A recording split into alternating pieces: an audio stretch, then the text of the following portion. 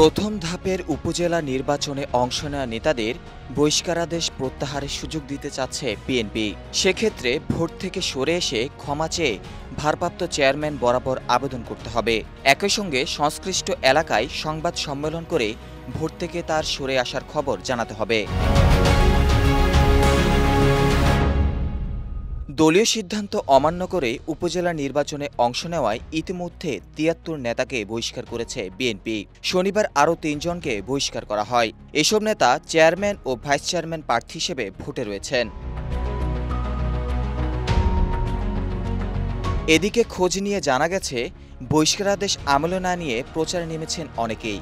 শেষ পর্যন্ত ভোটের প্রতিদ্বন্দ্বিতায় থাকতে চান তারা। তবে বহিষ্কৃত কেউ কেউ আবার এখনও ভোটের মাঠে নামেননি। শনিবার রাজধানীতে এক কর্মসূচিতে অংশ নিয়ে বিএনপির সিনিয়র যুগ্ম মহাসচিব অ্যাডভোকেট রুহুল কবির রিজভী বলেন, এখনও সুযোগ আছে যারা নির্বাচন থেকে সরে দাঁড়াবে, দল তাদের বিষয়ে বিবেচনা করবে। সংবাদ সম্মেলন করে নেতারা নির্বাচন থেকে সরে দাঁড়ালে তাদের বহিষ্কারাদেশ প্রত্যাহার করা হবে।